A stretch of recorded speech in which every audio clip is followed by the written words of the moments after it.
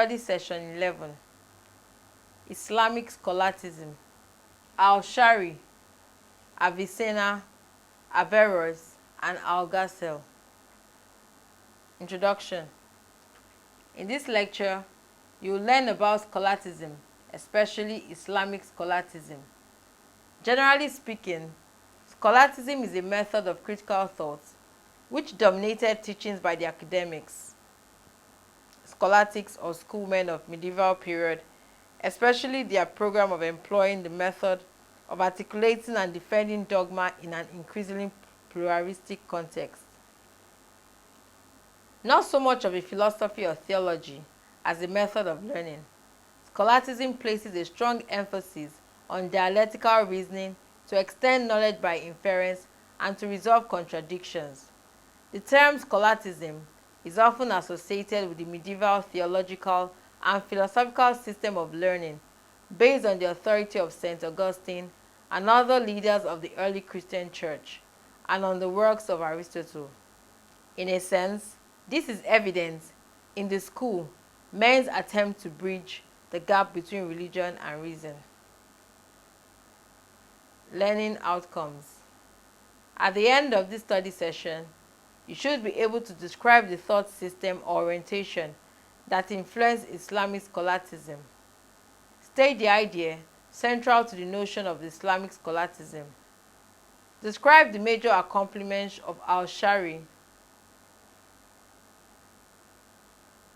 in terms of Islamic scholasticism. State the primary preoccupation of Avicenna's philosophy.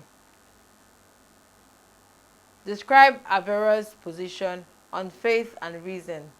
And lastly, state Algazel's contribution to Islamic scholasticism. The basic influences on Islamic scholasticism. It is common to see people associate scholasticism to the writings and products of the theological engagement of only Christian writers, as if scholasticism was an exclusive Christian phenomenon. But this is a huge error, an error we may refer to as exclusionist error, which stems from the Eurocentrism typical of Western culture. The reason why we're emphasizing Islamic scholasticism here is to show that apart from the traditions of Christian philosophy, humanity has also produced cultural works of the highest value in other regions of the world. The point we are making here is that scholasticism thrived in the Muslim world as well, but it was quite a different kind of scholasticism than that which existed in the European Middle Ages. It was not essentially Aristotle-oriented, but rather a synthesis of Asharism and Avicennism or Neoplatonism. But this does not in any way suggest that Islamic scholasticism was not influenced by some degree of Aristotelian thought. In fact, historians have argued that Islamic scholasticism, which is a rational reflection of faith and takes into account Platonic and Aristotelian teachings, developed first among Muslims, Jews, and only later among Christians. That is, even though Christian scholasticism is more emphasized in intellectual discussion today, it was indeed preceded by both Islamic scholasticism and Jewish scholasticism. Central to the idea of Islamic scholasticism is the notion of kalam, or theology. This term is arrived at by some scholars in the 18th century through the application of the philosophical methods of pure reasoning to the exposition of the sacred text. It is used to describe a form of knowledge that in Islam is given the name kalam, or knowledge of the word. Originally, the Arab kalam meant word and corresponds practically to theology. This meaning of the term is further highlighted by Al-Farabi, one of the great Islamic philosophers who described kalam as a set of dogmas or doctrines regarding the attributed of God embraced by any religion. Thus, kalam is regarded as a science which allows the triumph of the dogmas and actions determined by the legislators of religion and the rejection of all opinions contradicting religion. However, There are certain notable thinkers or scholars who have one way or the other contributed to the development of Islamic scholasticism. In this exposition, we shall concentrate on the thoughts of the following thinkers: Al-Shari, Avicenna, Averroes, and Al-Ghazali. Al-Ash'ari.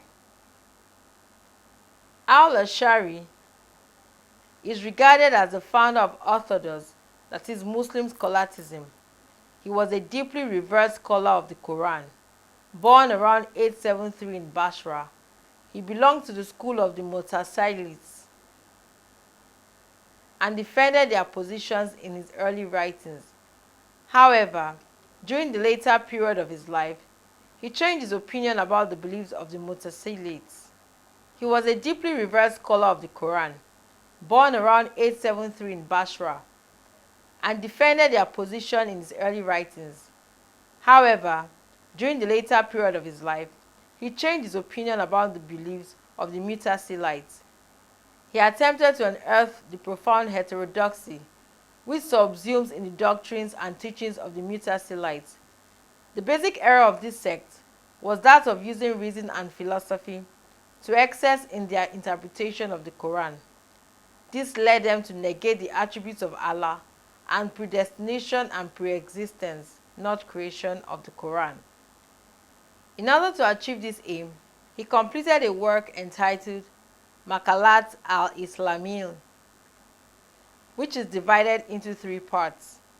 The first is an ample review of Islamic sects and heresies. The second is a systematic exposition of all fundamental doctrines of the Orthodox Creed. The third is an exposition of the diverse conceptions of the Kalam.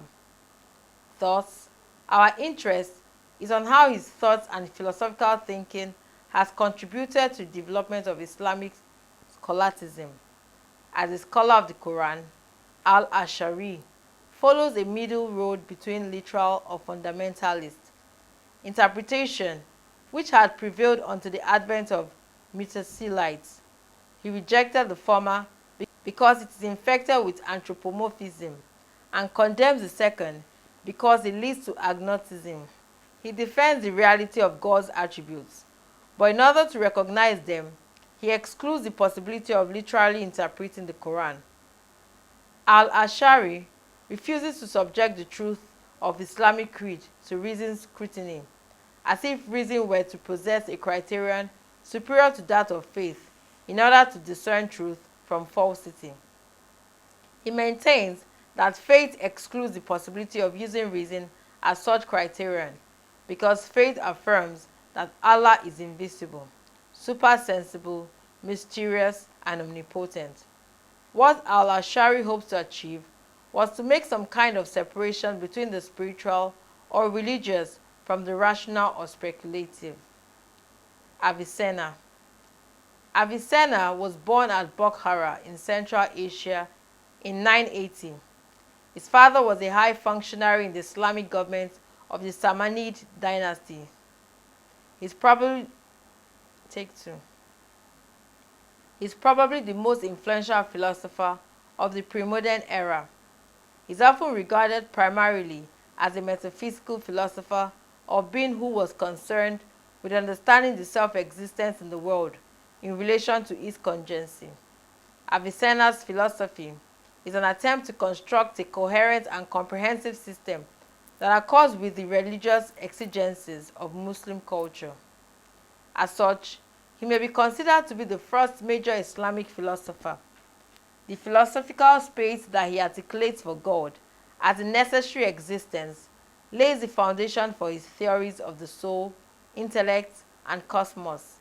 Furthermore, he articulated a development in the philosophical enterprise in classical Islam, away from the apologetic concerns for establishing the relationship between religion and philosophy, towards an attempt to make philosophical sense of key religious doctrines and even analyze and interpret the Quran. Meanwhile, Avicenna's exploration of some metaphysical themes in the construction of his Islamic theological views could be traced largely to the extensive readings of Aristotle's Metaphysics. He claims to have understood this text after his 40th reading. It is, however, important that we stress the significance of Avicenna's philosophical system. To begin with, Avicenna created a philosophical system of enormous proportions where he skillfully inserted the great distinction of Aristotelian metaphysics, acts as potency, matter and form, substance and accidents, into a Neoplatonic cosmological framework. Avicenna had learned from certain hints in Al-Farabi that the exoteric teachings of Plato regarding forms, creation, and the immortality of the individual souls were closer to revealed doctrines than the genuine views of Aristotle, that the doctrines of Plotinus and later Neoplatonic commentators were useful in harmonizing Aristotle's view with revealed doctrines, and that philosophy must accommodate itself to divine law on the issue of creation in the hereafter, which presupposes some form of individual immortality. Following Al-Farabi's lead, Avicenna initiated a full-fledged inquiry into the question of being, in which he distinguished between essence and existence. He argued that the fact of existence cannot be inferred from or accounted for by the essence of existing things, and that form and matter by themselves cannot interact and originate the movement of the universe or the progressive actualization of existing things. Existence must therefore be due to an agent cause that necessitates, impacts, gives or adds existence to an essence. To do so, the cause must be an existing thing and coexist with its effect. The universe consists of a chain of actual beings, each giving existence to the one below it and responsible for the existence of the rest of the chain below. Because an actual infinite is deemed impossible by Avicenna, this chain as a whole must terminate in a being that is wholly, simply, and one, whose essence is its very existence, and therefore is self-sufficient and not in need of something else to give its existence, or necessitated by something else, but is necessary and internal in itself. It satisfies the conditions of being, the necessitated cause of the entire chain that constitutes the internal world of contingent existing things. The above thus suggests Avicenna's departure from Aristotle's metaphysics. This point of departure is the division Avicenna made between beings necessary for themselves and beings necessary in force of their cause. Here we note a fundamental distinction that preceding philosophers had always ignored between essence and existence. Avicenna considers this distinction important because it established the boundary between God and creatures, between the necessary being and the possible beings. Having established the existence of the necessary being, Avicenna illustrates its principal attributes. The negative attributes are unity, simplicity, immensity, infinity, and eternity. The affirmative ones are goodness, intelligence, and will.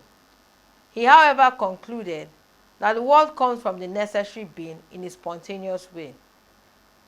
Although most of the thoughts underlying Avicenna's philosophical system were not originally formulated by him, he is much respected for his contributions to the development of Islamic philosophy.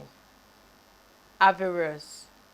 Averroes is another influential thinker that greatly contributed to the development of Islamic scholasticism. He was born at Cordoba, Spain in 1126.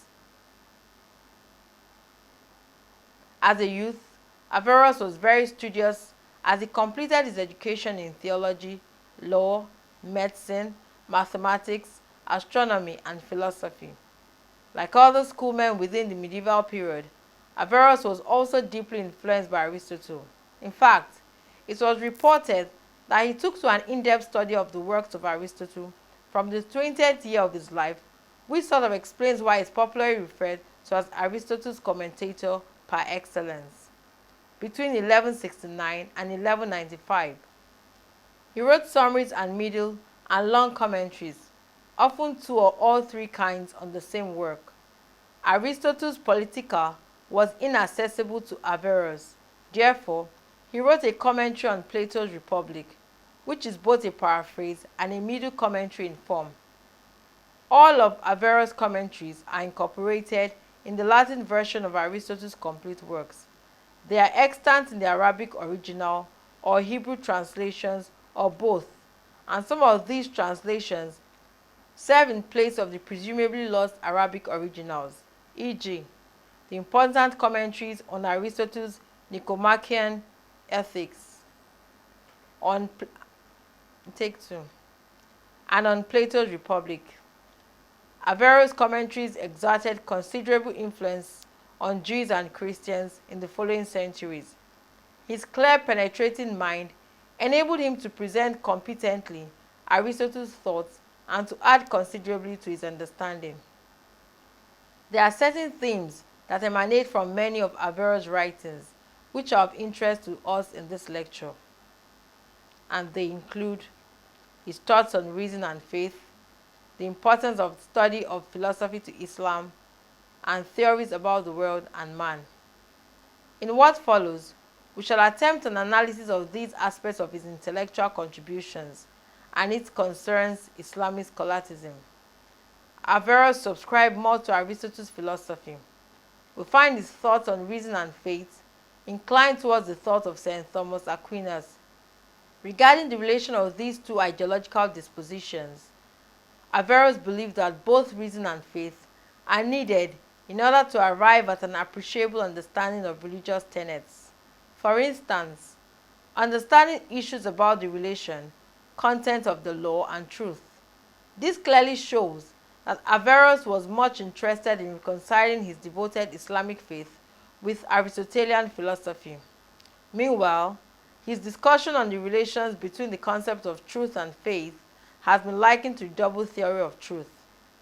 However, he is not at all the founder of the theory of double truth, one truth for philosophy and another for theology, as is often said about him. The theory of double truth is believed to have been invented by Averroes' disciples, who on this point openly betrayed their master's thoughts. In addition, Averroes also made a great deal of impact within the scholastic period with his emphasis on the importance and necessity of the philosophical spirit in religion, especially Islam, having ascertained that there cannot be any contradiction between faith and reason, the Quran and philosophy, because they are two expressions of truth. He maintains that philosophy is useful in building faith in Muhammad. The first argument adduced by Averroes in favor of the study of philosophy is taken from the Quran. In his opinion, the Book of the Prophets contains an implicit recommendation of the study of the discipline, when he praises the knowledge of Allah's works, and in particular, the knowledge of heaven and earth. Having established that the Quran prescribes an accurate study of Allah's works, Averroes has no difficulty demonstrating that it is necessary to use philosophy for his research. On his theories regarding the world and man, Averroes largely echoed Aristotle. He states that the world is eternal, and hence it does not have an origin in creation, as the theologians say, or through emanation, as Avicenna thought. He describes God as the cause of the world, not as an emanating cause, but in the sense in which that which is included is said to be caused by he who includes it as a final cause. On his conception of man, Averroes defended a famous doctrine on the intellective knowledge of the human mind. He, however, made a distinction between two kinds of intellect, namely, possible intellect and agent intellect. Possible intellect, which associated with what the human body perceives, is referred to the capacity or preparation to accept the agent's intellect, while the agent's intellect is that which is outside of the human individual and considered to be out of matter. He did not regard this as an ubiquitous phenomenon. There is no doubt that Averroes' teachings and philosophical perspective is considered extremely important in the scholastic period. Averroes enjoyed much prestige, especially as a commentator on Aristotle.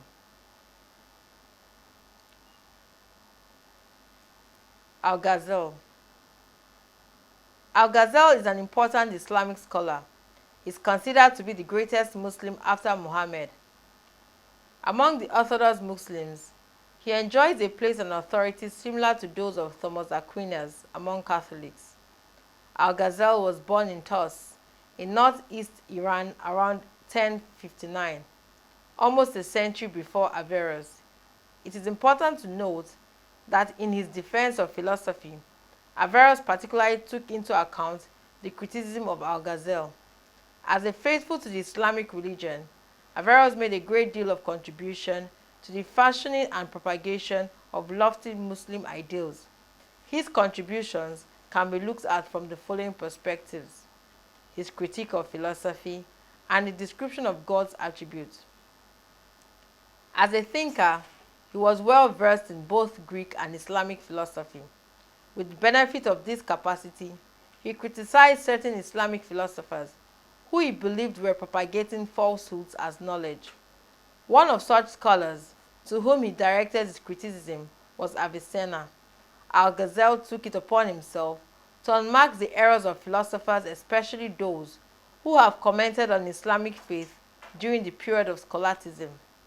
He also frowned at the non-originality of Islamic philosophers in their view about certain tenets of the Islamic faith. He could not see any justification for the almost direct copying of Greek thinkers like Aristotle and Plato in describing the nature of man, God, and the Islamic view about existence in general.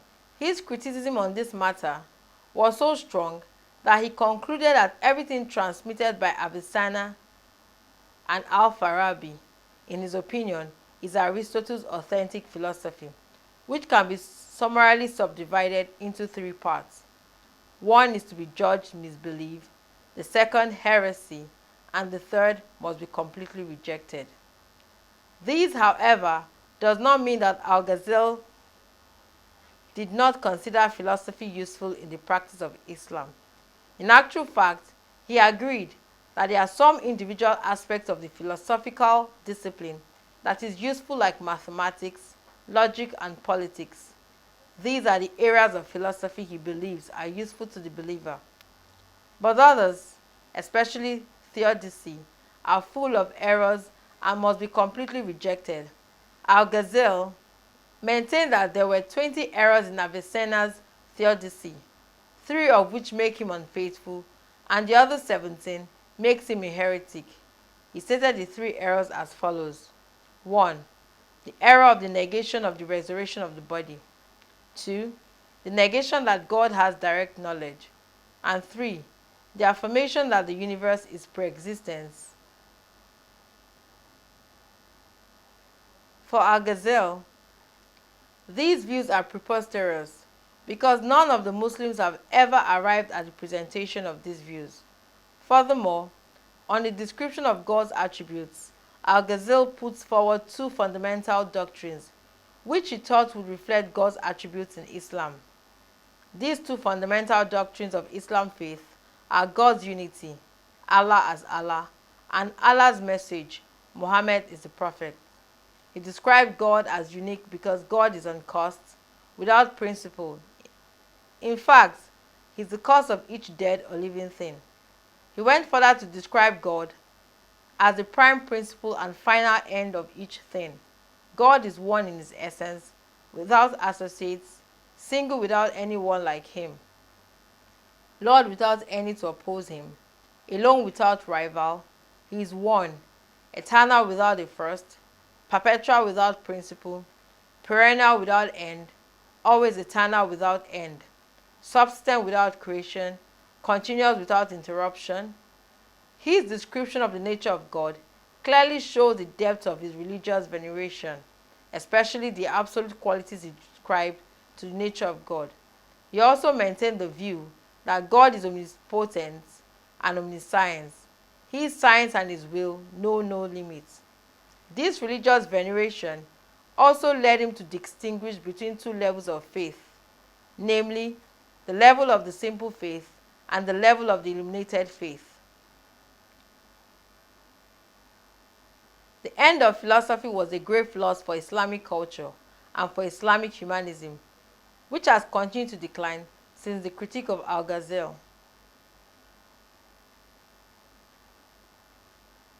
Study session summary. In this study session, you have learned that the term scholasticism is not an exclusively Christian phenomenon. 2. Historians have argued that Islamic scholasticism, which is a rational reflection of faith and takes into account Platonic and Aristotelian teachings, developed first among Muslims, Jews, and only later among Christians. 3. Although Christian scholasticism is more emphasized in intellectual discussion today, it was indeed preceded by both Islamic scholasticism and Jewish scholasticism. And lastly, the thoughts of notable scholars like Al-Ashari, Avicenna, Averroes, and Al-Ghazali contributed immensely to the development of Islamic scholasticism. End of study session 11.